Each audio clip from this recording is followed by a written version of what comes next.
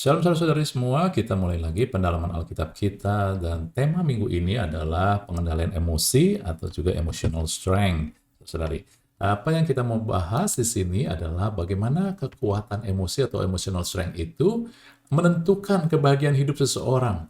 Jadi kebahagiaan hidup seseorang ditentukan bagaimana kita bisa mengontrol emosinya. Banyak sekali kita nggak bisa menikmati kebahagiaan, sukacita karena kita tidak bisa mengontrol emosi kita. Saudari, ya. Dan Tuhan mau kita hidup dituntun oleh Dia, bukan oleh emosi kita. Tapi banyak kali keadaan adalah kita seringkali dipimpin oleh emosi kita. Kemarahan, kekecewaan, luka, saudara, kesedihan, saudara. Kadang itu yang ada di depan kita, yang memimpin kita, tindakan-tindakan kita, apa yang kita bisa nikmati daripada Tuhan. Seharusnya kehidupan kita adalah kita harus menaruh kepercayaan kita kepada tuntunan Tuhan lewat firman Tuhan. Dan perasaan atau emosi kita harus diselaraskan. Kita harus menguji perasaan emosi kita dengan firman.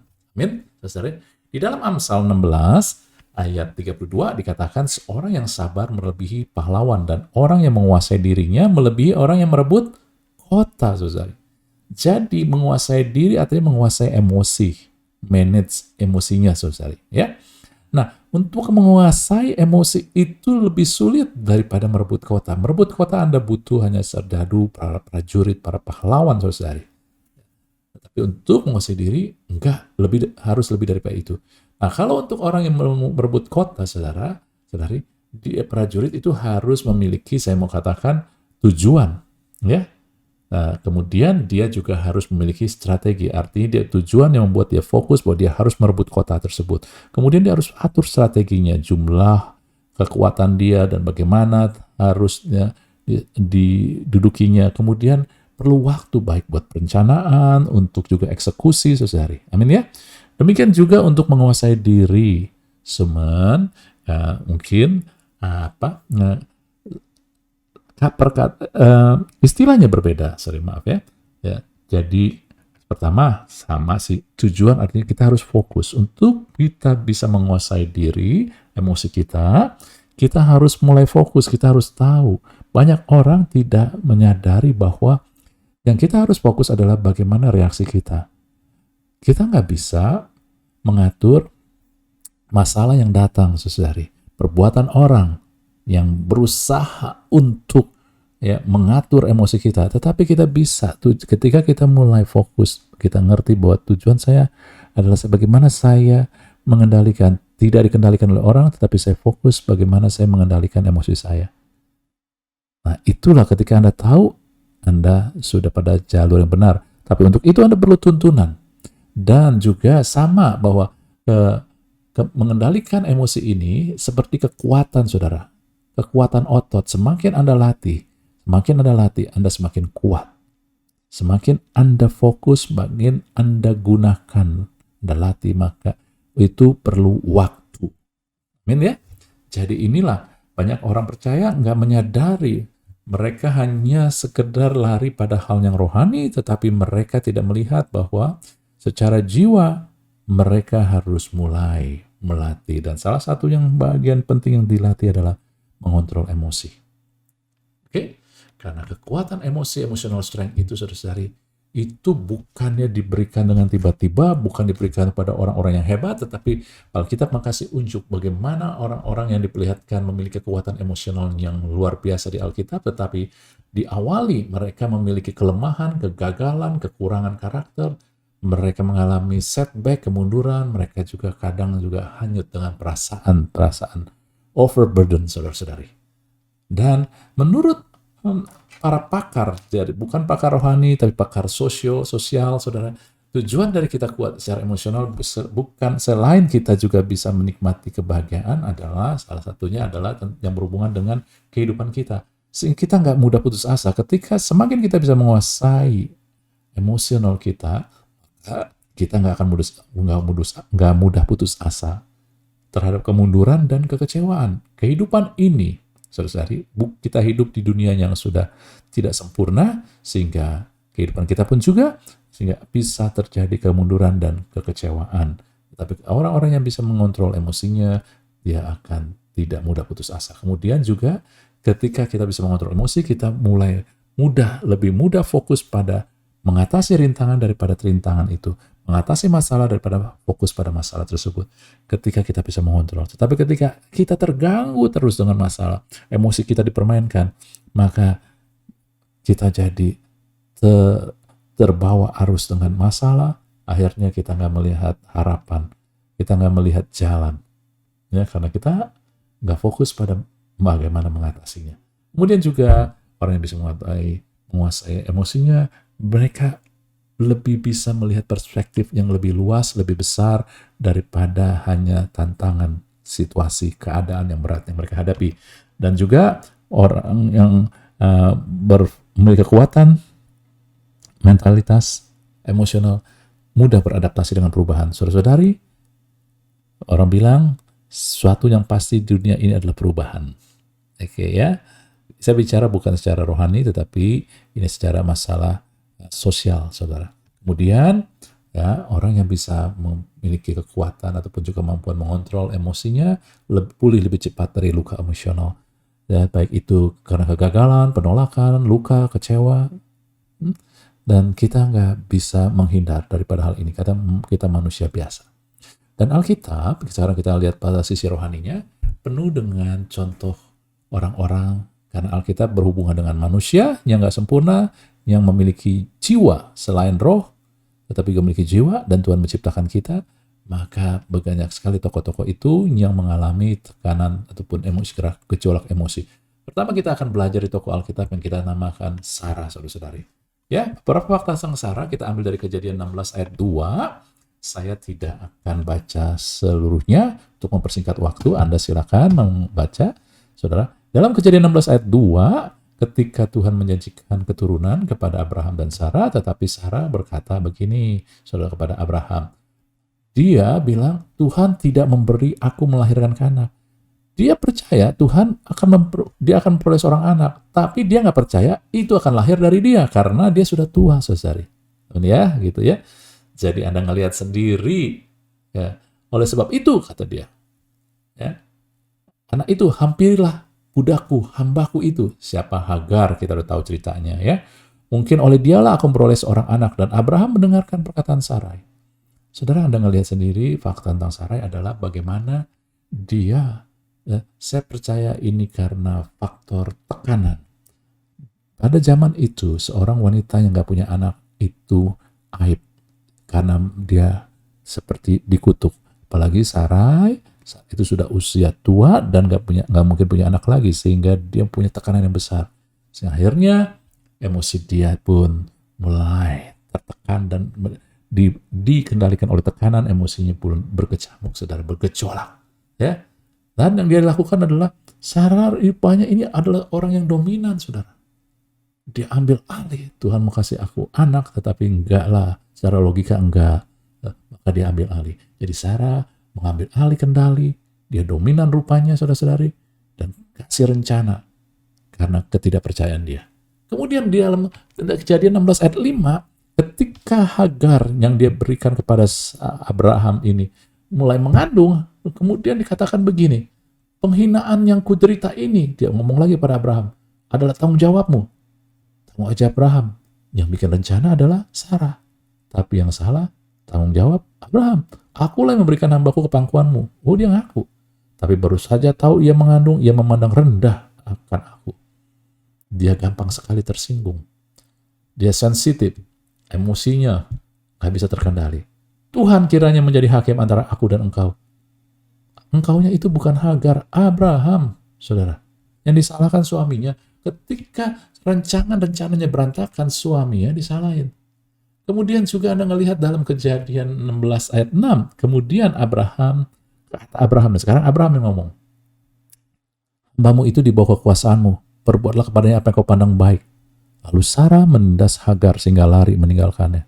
Saudara, mungkin Abraham udah bohwat, artinya udah kewalahan dengan Sarah. Sehingga, aduh, daripada pusing, udahlah. Itu hambamu, kamu mau ngapain terserah. Lalu Sarah mulai menindas Hagar, saudara. Dan bahkan ketika Di Kejadian 21 ketika Sarah akhirnya dapat anugerah bisa punya anak di usia tuanya yang mustahil, punya Ishak, tapi kemudian dia ngelihat Ishak saat itu masih kecil dan anak Hagar Ismail sudah gede, ya, lalu mulai menindas Ishak, dia marah lagi, saudara. Berkatalah Sarah kepada Abraham, lihat ya saudara, setiap Sarah ngomong Abraham bikin pusing Abraham, emosi. Usirlah hamba perempuan itu, kata dia, berserta anaknya, sebab anak hamba itu tidak akan menjadi ahli waris bersama-sama dengan anakku Ishak. Saudara, ketika mereka mengusir Hagar dan Ismail, saudara, mereka tinggal di padang gurun. Ketika mereka diusir padang gurun, seorang wanita dan seorang anak, maka mereka akan mengalami bukan hanya kepanasan, tetapi juga cuaca ekstrim. Malam di padang gurun dan sangat dingin dengan angin segala. Demikian juga ada binatang-binatang buas, mungkin juga serigala, ular. Jadi dengan kata lain, mereka akan kemudian berisiko sekali untuk mengalami keadaan yang gak nyaman. Tapi Sarah gak peduli, saudara. Karena emosi dia menuntun dia, memimpin dia, sehingga hilang sudah rasa belas kasihnya. Malah dia tindas, saudara. Amin. Ya, kemudian ketika Tuhan, suatu ketika ini sebelum dia punya anak, saudara, kembali lagi ke Kejadian 18 ayat 10-12. Ya, malaikat Allah bilang, di tahun depan aku akan datang, Sarah akan punya anak laki-laki.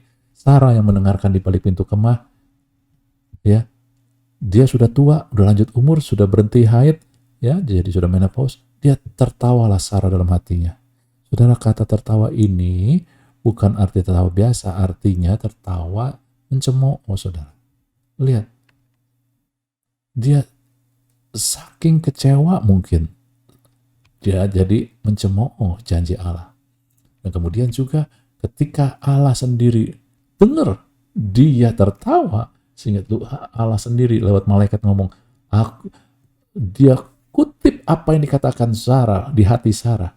Sarah nggak ngomong di mulut, tapi di hati. Tapi Tuhan dengar.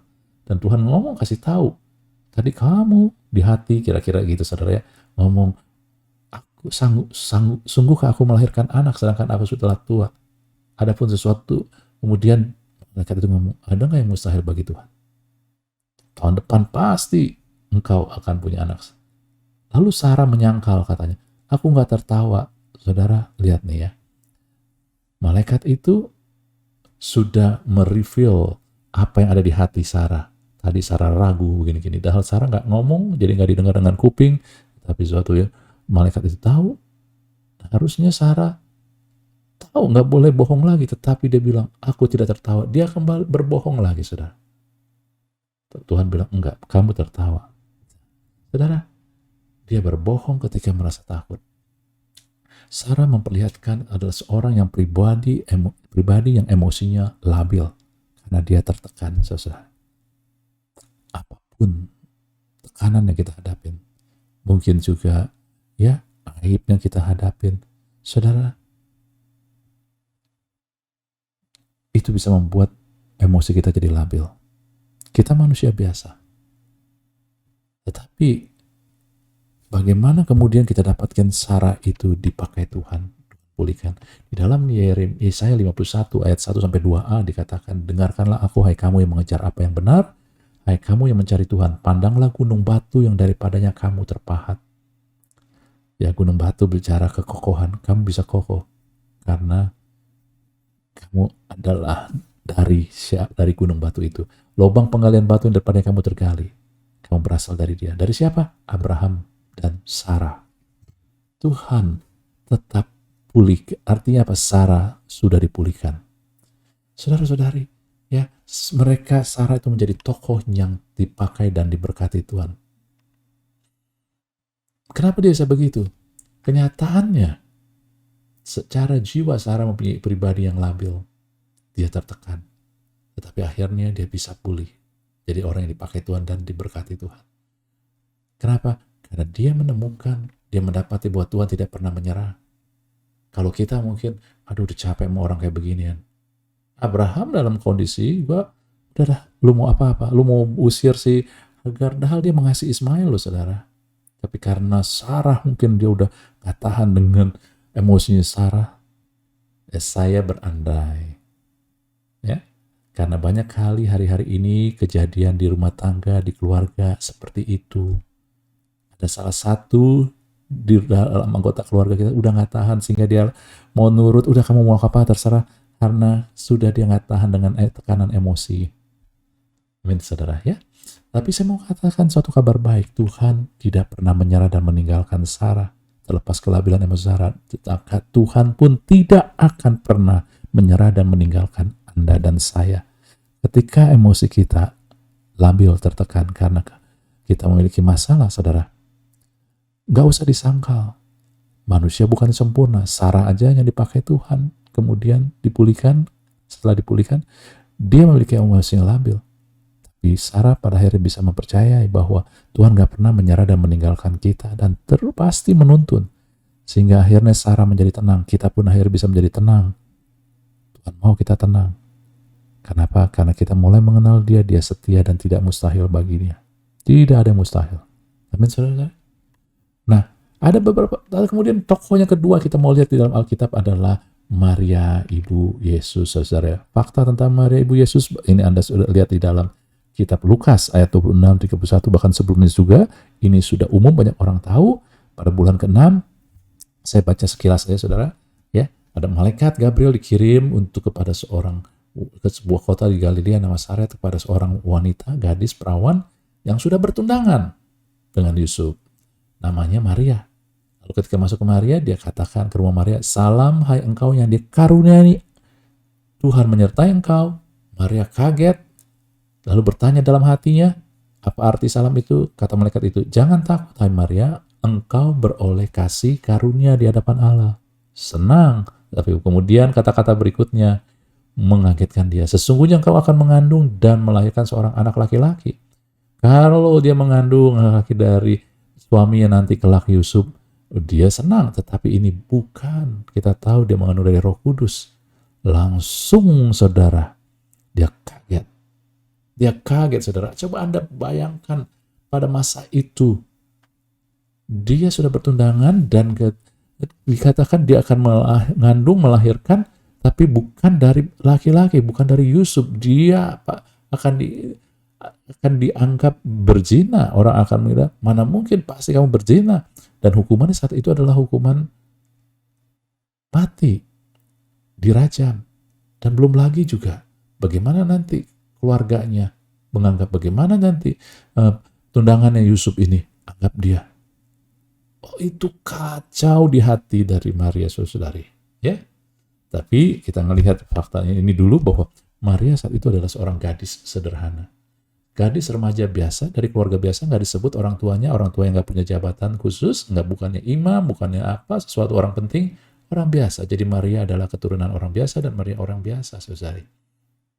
Tiba-tiba ketika dapat berita, kau akan mengandung, dan kemudian kita tahu kan bahwa karena dia mengandung dong, dunia langsung jungkir balik, berubah 180 derajat dalam kehidupan Maria Magdalena. Dari seorang gadis, tiba-tiba seorang yang hamil dan siap untuk melahirkan, dan dengan masalah yang luar biasa, saudara, berubah menjadi begitu berat. Saudara, Maria mengalami gejolak emosi. Maria adalah manusia seperti kita. Ketika Anda mengalami apa yang dialami Maria, mungkin berbeda itunya. Misalkan Anda tiba-tiba mendapatkan berita yang gak enak, penyakit yang tiba-tiba yang berat sekali, ataupun tiba-tiba Anda kehilangan pekerjaan, kehilangan Anda usaha, apapun juga saya nggak tahu, tapi tiba-tiba, contohnya aja gitu, saudara, bagaimana? Pasti ada gejolak emosi, mengalami perubahan yang berat, dan tiba-tiba ini yang dialami Maria. Anda mungkin nggak mengalami seperti yang Maria, kejadiannya nggak sama, tetapi gejolak emosinya mirip. Satu kelompok, saudara. Tapi Anda melihat reaksi Maria. Dia berkata dalam Lukas 1 ayat 34-40, "Jadilah padaku menurut perkataanmu." Sebelum dia katakan, "Aku ini hamba Tuhan." Artinya, aku ini alat Tuhan. Jadilah padaku menurut perkataanmu. Lalu, ini berbicara apa? Maria memiliki iman yang sederhana. Dia percaya aja sama yang Tuhan ngomong. Dia nggak tahu bagaimana caranya. Dan saudara, kita pikir Maria hanya percaya bahwa dia akan mengandung dari Roh Kudus. Enggak, saudara. Maria orang sederhana, dia percaya semua perkataan karena malaikat itu bukan hanya menyampaikan bahwa dia akan hamil dari Roh Kudus. Kita ngelihat ulang lagi yang tadi dikatakan, itu kata terakhir, engkau akan mengandung dan melahirkan seorang anak laki dan engkau menamai Yesus. Itu yang terakhir, tetapi yang sebelumnya, engkau dikaruniai, Tuhan menyertai engkau beroleh kasih karunia. Maria punya iman juga terhadap ini. Dia percaya kalau dia mengandung dari Roh Kudus. Dia percaya begitu, maka dia percaya bahwa dia adalah orang yang dikaruniai Tuhan. Dia percaya Tuhan menyertai. Dia nggak tahu bagaimana. Dia percaya bahwa dia mendapatkan kasih karunia, saudara. Ini yang disebut iman sederhana, percaya aja apa yang dikatakan. Saudara, Tuhan bukan hanya mengatakan satu, tapi Tuhan mendatangkan berkat begitu banyak buat Anda dan saya, saudara. Penyertaan Tuhan diberkati, segala sesuatu mendatangkan kebaikan, bukankah itu Tuhan turut bekerja dalam segala sesuatu mendatangkan kebaikan? Itu adalah kasih karunia karena penyertaan Tuhan. Amin. Dan gak berhenti saya, ketika malaikat itu menyampaikan kepada Maria dia mengandung pun, malaikat itu juga sampaikan bahwa sepupunya Elizabeth yang sudah usia pun, anak dari Zakaria, Imam Zakaria, sedang mengandung. Benar kan? Ada rencana Tuhan dengan juga Elizabeth. Lalu Maria, ketika dia punya gejolak emosi, bagaimana nih? Tiba-tiba dia hamil, dia harus saudara, orang hamil nggak nyaman, nggak enak, saudara. Hormon berubah, fisiknya berubah, bebannya bertambah, nggak nyaman. Tetapi dia nggak berfokus kepada hanya gejolak emosinya, perubahan-perubahan terjadi, tapi dia mulai menyibukkan diri dengan agenda Tuhan. Dia pergi langsung kepada Elizabeth. Dia cukup berjalan dalam cukup jauh. Dia mulai menyibukkan diri dengan agenda Tuhan. Saudara, ketika Anda memiliki gejolak emosi, saudara, jangan terfokus pada hanya perubahan itu, beratnya masalah ataupun masalah itu, tetapi Anda mulai sibukkan diri juga dengan agenda Tuhan. Jadi Anda melihat, mengontrol gejolak emosi karena perubahan yang drastis, berat tiba-tiba, bukan dengan membiarkan emosi, takut, kecewa, bingung itu mengendalikan kita, tetapi mulai percaya ada penyertaan Tuhan, percaya ada kasih karunia Tuhan, percaya bahwa perubahan ini mendatangkan berkat. Karena kita adalah orang yang diberkati, kita mendapatkan berkat. Dan mulai fokus pada agenda Tuhan yang lebih besar. Ada agenda Tuhan lewat masalah ini, lewat keadaan ini, lewat perubahan ini. Bukan hanya buat aku, tapi buat banyak orang. Amin. Hasilnya adalah apa? Hasilnya Anda akan mulai bisa beradaptasi dengan perubahan. Anda mulai bersukacita. Anda bisa mulai melihat hidup Anda itu akan luar biasa dipakai Tuhan ketika Anda mulai tidak tenggelam dengan gejolak emosi. Bahkan dalam hal Maria, sejak saat itu Maria bisa mengendalikan emosinya. Buktinya apa? Buktinya ketika Yesus umur 12 tahun dia hilang. 3 hari perjalanan mereka baru mencari Yesus hilang. Lalu mereka balik, Maria dengan juga Yusuf dan dengan keluarganya balik ke Yerusalem. Dan mereka menemukan Yesus ada di bait Allah. Kemudian mereka tanya, "Nak, kenapa kamu berbuat begitu?" Jawaban Yesus apa? "Mengapa engkau mencari aku?" Coba bayangkan Anda jadi orang tua, anak hilang, Anda cari di hari, kemudian ketemu, dan anak itu jadi anak enak, jadi walaupun juga melakukan yang jelek, Anda susah, lalu Anda tanya, "Kenapa kamu gak ikut? Udah 3 hari." Lalu anak itu jawab begitu, "Kenapa kamu cari aku?" Anda pasti marah. Tapi Maria memendam di hatinya. Lalu kemudian juga suatu ketika di perjamuan Kana, Yesus pada saat itu sudah berumur 30 tahun ke atas, Maria mungkin udah 50 tahun, saudara. Sudah mulai tua, ya paling nggak separuh baya. Dan di situ dia bilang, ketika mereka kurangan anggur, dia ngomong sama Yesus, mereka kurangan anggur. Apa jawab Yesus? Alkitab bahasa Indonesia nggak terlalu kelihatan, tapi bahasa aslinya Yesus ngomong begini, "Mau apa engkau, wanita?" Bukan ibu. "Mau apa engkau, wanita? Waktuku belum tiba." Coba kalau Anda jadi orang tua lalu ngomong sama anak Anda, "Tolong dong mereka." Lalu Anda bilang, lalu jawaban dari anak Anda, "Mau apa engkau, wanita?" Bagaimana? Anda sakit hati nggak? Tapi Maria tidak dikuasai dengan emosi. Malah dia katakan kepada pegawai-pegawai, para pekerja-pekerja di tempat pernikahan itu, Apa yang dia perintahkan, lakukanlah itu. Saudara, Maria udah usia, pasti perkataannya juga didengar oleh para pegawai di situ. Ya saudara, pekerja-pekerja di situ. Coba kalau nggak ada Maria, Yesus doang yang ngomong. Ini anak muda ngomong tuangin ke tempayan air itu. Mereka belum tentu dengar. Tetapi ketika Maria bisa mengontrol emosinya, dia tidak mau dikuasai oleh emosi. Tapi justru dia menjadi alat. Dia terus katakan, lakukan apa yang dia perintahkan. Maka pelayan-pelayan itu jadi dengar apa yang Yesus suruh. Tuangin ke dalam gentong. Airnya banyak sekali. Nggak sekali tuang penuh. Banyak sekali.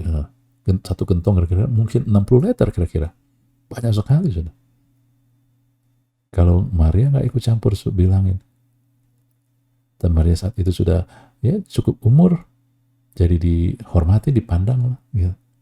Kalau dia dikuasai emosi, dia udah marah, dia tinggal, nggak akan terjadi mujizat itu. Ya, intinya begini saudara. Ketika kita bisa mengontrol emosi, maka kita dipakai Tuhan. Tuhan lebih mudah memakai orang-orang yang bisa mengontrol emosinya. Dan ngelihat kan, banyak sekali yang enggak. Gitu. Oke. Kemudian yang terakhir kita pakai adalah wanita pendarahan. Ya, kita sudah kenal wanita pendarahan itu ada di Markus. Ceritanya saya pakai di Markus 5 ayat 25 sampai 27, beberapa fakta bahwa wanita ini setelah 12 tahun pendarahan. Kemudian dia telah berobat kemana-mana dan menghabiskan apa yang ada padanya. Hartanya sudah habis semua. Kemudian keadaan gak tambah baik, malah tambah buruk. Dan ketika dia mendengar tentang Yesus, maka di tengah-tengah orang banyak, dia mendekati Yesus dari belakang dan menjamah jubahnya. Apa yang mau disampaikan di sini adalah begini. Saudara, Anda pernah bayangkan orang 12 tahun pendarahan, wanita yang pendarahan, bagaimana itu membuat fisiknya jadi cepat lelah, karena darah itu adalah yang membawa metabolisme dan juga oksigen, sehingga itulah membuat kita segar, juga vitalitas. Tetapi ketika ini pendarahan dan terus, karena untuk menghasilkan darah perlu waktu kan tubuh kita. Jadi pasti wanita itu kekurangan darah juga. Cepat lelah, cepat ngap nafasnya, kira-kira kayak gitu. Ya, dan juga ketika dia di pendarahan, dia melakukan apapun itu terbatas. Dan saya nggak diceritakan ada suami, dan mungkin dia nggak ada punya suami karena dengan pendarahan itu buru-buru dia mikirin pria atau suami. Karena ini menjadi aib, saudara.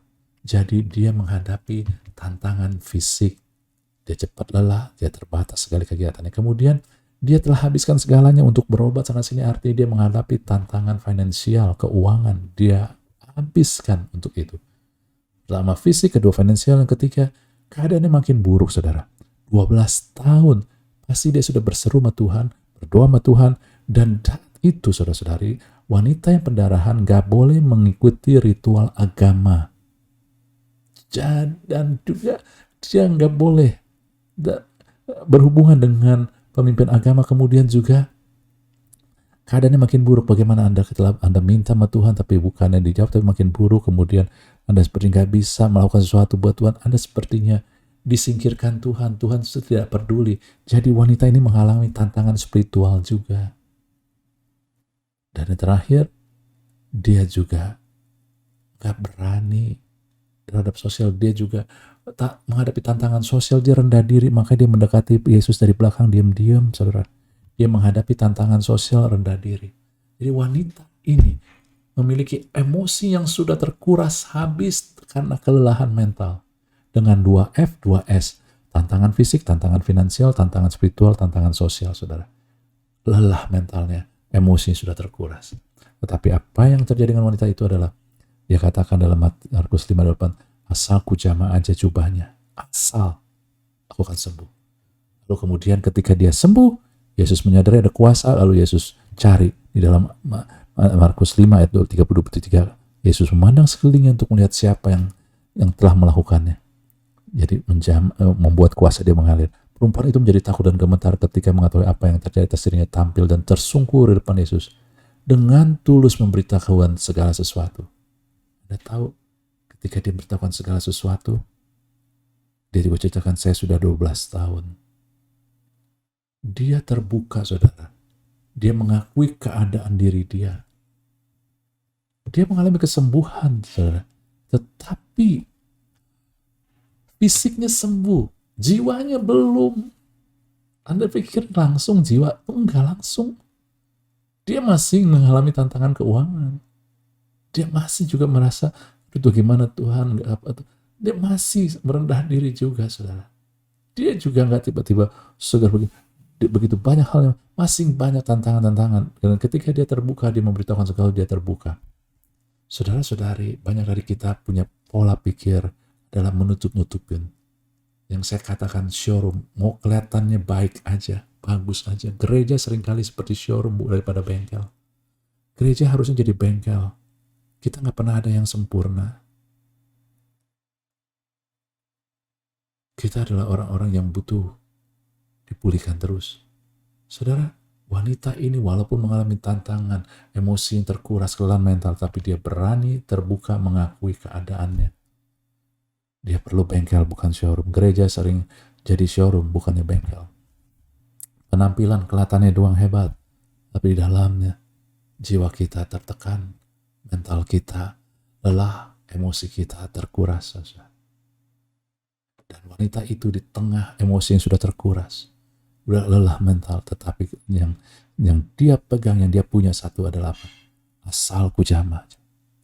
Asal artinya ini yang paling kecil aja, jubahnya doang lagi, yang paling ujung, yang paling mudah, yang sisa yang terakhir doang gitu, salah. Artinya dia tetap memegang pengharapan sekecil apapun juga. Ketika emosi kita terkuras habis kelelahan mental, saudara, jangan putus asa, walaupun harapan sekecil apapun juga, pegang itu. Lihat itu, saudara. Ketika Anda menghadapi kelelahan mental, emosi terkuras, jangan tutupi. Berani terbuka, jujur di hadapan Tuhan. Kalau saat ini, Anda juga artinya jujur di hadapan orang percaya, yang Anda percayai. Jangan semua orang, tapi yang bisa Anda percayai. Yang bukan menghakimi, tetapi mau menjadi alat bagian Tuhan untuk menjadi bengkel, memulihkan kita. Kalau orang yang menghakimi, itu showroom. Wah, ini cacat, ini pernah jatuh. Oh, ini bagaimana bisa dijual lagi mobil kayak begini. Mentalitas showroom itu, ya.